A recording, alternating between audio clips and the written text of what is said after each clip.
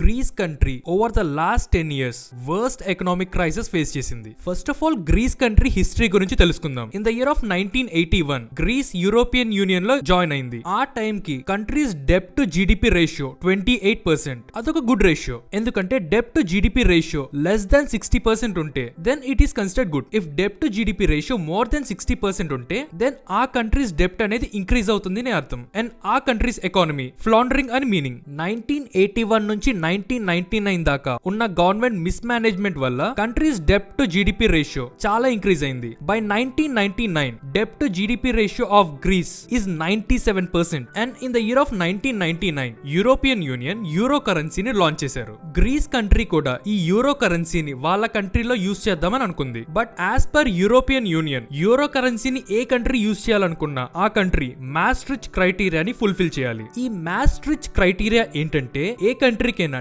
డెప్ట్ to GDP ratio less than 60% ఉండాలి. And obviously Greece country ఈ Maastricht క్రైటీరియాని fulfil చేయలేదు. అండ్ గోల్డ్మన్ సాక్స్ అనే బ్యాంక్ గ్రీస్ కంట్రీకి ఉన్న డెప్ట్ టు జీడిపి రేషియోని మ్యానిపులేట్ చేసి ఆ డేటాని యూరోపియన్ యూనియన్ కి సబ్మిట్ చేసింది. దాని వల్ల గ్రీస్ కంట్రీ యూరో కరెన్సీని వాళ్ళ కంట్రీలో యూజ్ చేయడం స్టార్ట్ చేశారు. 2008 దాకా సిచ్యువేషన్ అంతా నార్మల్ గా రన్ అయింది. బట్ 2008 లో ఒక బిగ్గెస్ట్ ఫినాన్షియల్ క్రైసిస్ వచ్చింది. ఈ ఫినాన్షియల్ క్రైసిస్ వల్ల వరల్డ్ లో ఉన్న అన్ని కంట్రీస్ ఎఫెక్ట్ అయ్యాయి. ఆల్రెడీ గ్రీస్ కంట్రీ ఎకానమీలో స్ట్రక్చరల్ ప్రాబ్లమ్స్ ఉన్నాయి. అందుకని ఈ కంట్రీ మీద డిజాస్టర్స్ ఎఫెక్ట్ పడింది ఈ ఎకనామిక్ క్రైసిస్ వల్ల. అండ్ ఇన్ అక్టోబర్ 2009 కొత్త గవర్నమెంట్ పవర్ లోకి వచ్చింది. కొత్తగా పవర్ లోకి వచ్చిన గవర్నమెంట్ ప్రీవియస్ గవర్నమెంట్ చేసిన డేటా ఫర్జింగ్ అంతా రిలీజ్ చేశారు. As per this data previous government చెప్పింది ఏంటంటే బడ్జెట్ డెఫిసిట్ ఓన్లీ 6.7% ఉంది అని చెప్పారు. But actually budget deficit more than 15% ఉంది. దీని వల్ల across world Greece reputation damage అయింది. అండ్ ఇన్వెస్టర్స్ కి ఆ కంట్రీ మీద ఉన్న ట్రస్ట్ పోయి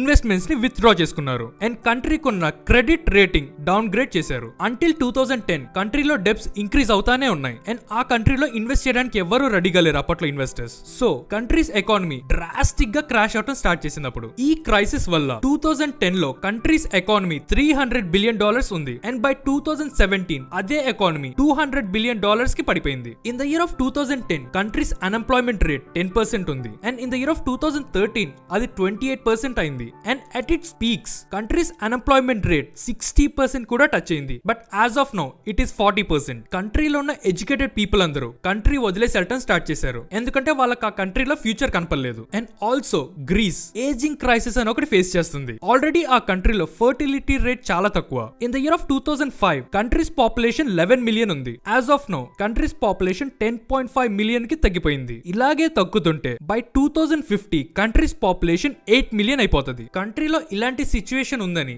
గ్రీస్ గవర్నమెంట్ ఆ కంట్రీలో ఆస్టెరిటీ మెజర్స్ ఇంప్లిమెంట్ చేశారు. అసలు ఈ ఆస్టెరిటీ మెజర్స్ ఏంటంటే గవర్నమెంట్ ఇచ్చే పెన్షన్స్ అండ్ సోషల్ బెనిఫిట్స్ తగ్గిస్తారు. అండ్ గవర్నమెంట్ కలెక్ట్ చేసే taxes like what and corporate taxes increase చేస్తారు. ఈ మెజర్స్ వల్ల కంట్రీలో పీపుల్ చాలా సీరియస్ అయ్యారు. అండ్ 2015 లో కంట్రీలో చాలా గొడవలు జరిగాయి అగేన్స్ట్ గవర్నమెంట్. నార్మల్లీ ఒక కంట్రీ ఎకనామిక్ క్రైసిస్ ఫేస్ చేస్తే ఆస్టెరిటీ మెజర్స్ తో పాటు ఇంకో ఆప్షన్ ఏంటంటే ఆ కంట్రీస్ కరెన్సీని డీవాల్యూ చేయాలి, like printing more notes. Venezuela and Zimbabwe కూడా ఎక్స్ట్రీమ్ ఎకనామిక్ క్రైసిస్ ఫేస్ చేసినప్పుడు వాళ్ళ కంట్రీస్ కరెన్సీని డీవాల్యూ చేశారు. అండ్ ఈ సొల్యూషన్ గ్రీస్ కి అప్లికబుల్ కాదు, ఎందుకంటే గ్రీస్ లో యూజ్ చేసే currency euro. Euro currency only గ్రీసే కాదు యూరోపియన్ కంట్రీస్ అన్ని యూజ్ చేస్తాయి. సో ఆ కరెన్సీని డీవాల్యూ చేయటం గ్రీస్ చేతిలో లేదు. యూరోపియన్ యూనియన్ కి కూడా గ్రీస్ ఎకానమీ క్రాష్ అవటం ఇష్టం లేదు, ఎందుకంటే దీని వల్ల వరల్డ్ వైడ్ ఇంకొక ఫినాన్షియల్ క్రైసిస్ వస్తుంది. అందుకని IMF and European union in the year of 2010 first bailout ఇచ్చారు వర్త్ 110 బిలియన్ యూరోస్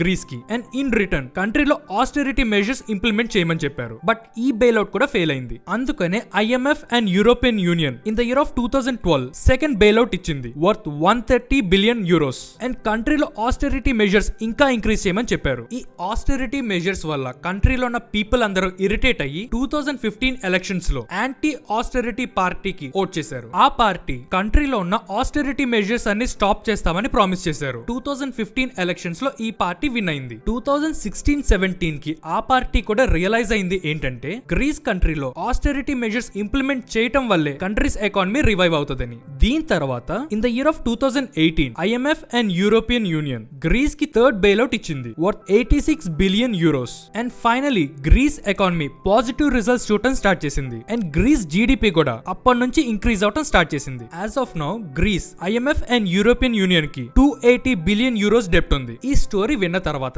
చాలా మంది మన కంట్రీ సిచ్యువేషన్ గ్రీస్ తో కంపేర్ చేసి చూడడానికి ట్రై చేస్తారు. అండ్ మన కంట్రీలో నిజంగా ఇలాంటి సిచ్యువేషన్ వస్తే మన కంట్రీకి ఓన్ కరెన్సీ ఉంది, ఆ కరెన్సీని డివాల్యూ చేసుకోవచ్చు మన country. One more important thing ఏంటంటే మన ఇండియన్ గవర్నమెంట్ కూడా డేటా ఫడ్జింగ్ చేస్తుంటది. అంటే like false GDP data and false unemployment data release చేస్తుంటారు. దీని వల్ల కంట్రీస్ రెప్యుటేషన్ చాలా డ్యామేజ్ అవుతుంది. And it's just my opinion. మీకు నా కాంటెంట్ నచ్చితే please like, share and subscribe to my channel, and please press bell icon for more updates.